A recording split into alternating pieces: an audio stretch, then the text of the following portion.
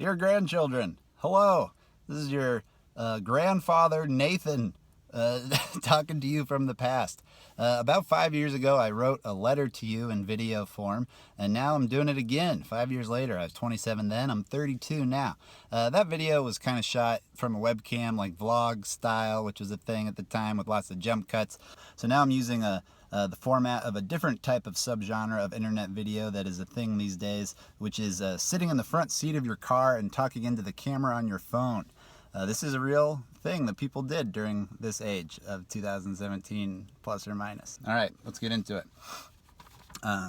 First, a few quick personal updates. Micro update number 1, work and geography. The last time I spoke to you, I worked for a comedy theater in New York City. That is no longer the case. Now I work for a comedy website in Los Angeles. So, you know, big change. It's fun. I like it a lot. I also have a book coming out in August of this year called Not Quite a Genius, the publication of which is the career accomplishment that I'm the most grateful for so far. Wow, it's really hot in my car. I don't know why people do this. I'm very curious what you all will do for work. I bet it'll have to do with computers. You know, it just seems to be the way that things are going. Although secretly, I hope that one of you is a competitive distance runner and is the first American to break the 2-hour mark in the marathon. No pressure, but that would really make your Papa Dern very proud. Micro update number 2, love and the odds of your existence. Currently, I'm engaged to a wonderful human being. We're getting married next month, and so her name's Miranda, and it seems pretty likely that if you exist, she'll be your grandma, so that's exciting. Her DNA is top-notch, and from what I can tell, genetically speaking, you should be stoked. Micro update number 3, this seems relevant to you, it's health and body. Specifically my health and body, which I'm sure is a topic that grandkids like thinking about, their grandfather's body. So since turning 30 a couple years ago, things are starting to deteriorate. My eyesight's a little worse, my hair is a little thinner, I stay sore after exercising for longer, my gums are receding, so going to the dentist is always painful, and if I drink more than 2 IPAs in a night, I now will have a headache the next day. That didn't used to be the case. Now let's open up to the big picture.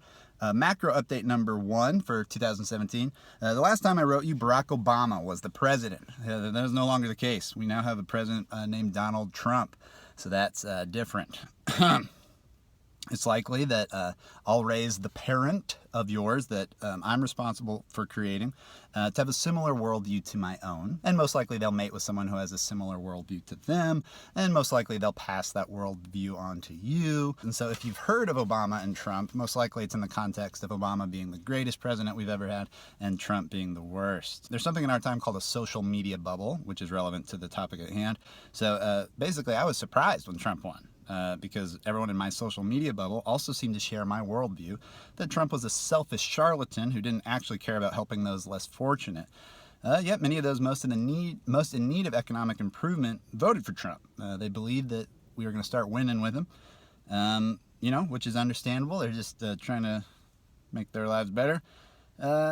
And he tricked them. He's a liar. Macro update number 2. We're only on number 2. Oh my God. 5 years ago, I was worried about global warming. I put that in my first letter to you as one of the things I was worried about.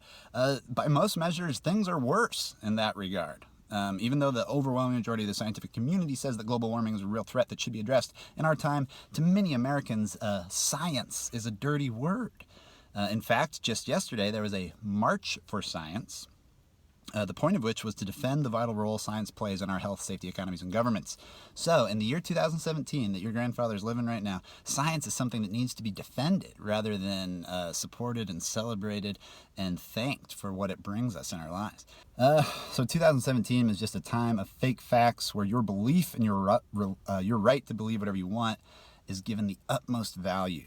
Folks on both the right and the left of the political spectrum commit this fallacy. Just one example, the vaccination rate in some elite LA high schools is so low that public health experts see this as a potential crisis. Macro update number 3.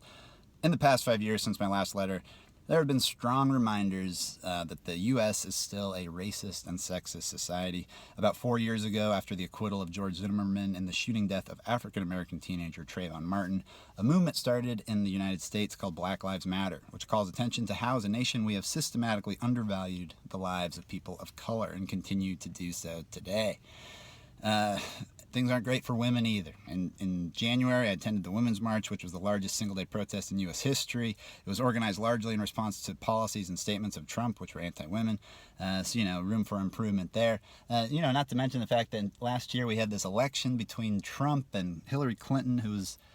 she had her faults, sure, but she's probably the most qualified candidate for the office of president we've ever had, and she didn't win, and you can point to a lot of different reasons why, but I think history will come to see that big old reason number one was that we're still sexist, and people didn't want to vote for a woman president. My car is a furnace, a sauna. I am sweating profusely. And the point of all that is just to say that at the age of 32 years old, I'm a straight, white, privileged man living in the United States of America. And even for me, it's a time of great uncertainty. A common joke that I'll see on Twitter is that we're about to begin World War III, so that's fun to see that a lot. Another common joke is that whenever some annual event is occurring, someone will make a joke, well, it's the last time this is going to happen, the implication being that the world's about to end, so, we won't have the Academy Awards next year on account of the world ending in the interim. Whew, man. Whoa, the phone just shut off because it overheated because it's so hot in my car. I don't think I'm doing this right. How do people do these car videos? Do they run the AC? But then it'd be so noisy. Okay, I had to stop it. I'm losing my mind. I think what I was just saying was, 2017 is a time of great uncertainty. I don't know if you feel uncertainty in the future. If you do, grandchildren, I imagine it might be about which moon to go vacation on. If you're choosing between one of the moons of Mars or one of the moons of Saturn, obviously you should go with Saturn, go to Titan. That's the clear choice. It just feels like after the 2016 election, I woke up in a new world that I did not recognize. Although that just shows how out of touch I was with the world that I was actually living in. Or it just proves that we're living in a computer simulation, which it seems statistically it's more likely than not that we are living in a computer simulation rather than the OG reality. Grandchildren, I want you to know, even if this is a computer simulation, I still love you dearly. Okay, to end this letter, here's a few questions, grandchildren, that I'd like you to ask me, so future me, who's, the older version of this, who maybe I'm sitting in the room next to you, your parents took you down to the digital archive, the YouTube museum or something. Papa Dern, did you ever run a 100-mile race like you wanted to when you were 32 years old? How much fun was the video game Rocket League? I noticed that in your video letters to us, you complained about certain things going on in the world and washed your hands of them like you weren't guilty by association of the things wrong with your time, Pontius Pilate style. But did you do anything proactive to make things better? So ask me that, and hopefully I'll have a good answer for you. Okay, thanks for listening, grandchildren. I'm really happy that you exist, and I'm happy that I'm your grandfather. Love you. Have a good ride in your self-driving car, I presume. That's what you're going to go do now. I have to drive this car. As you can see, we've got the steering wheel and everything.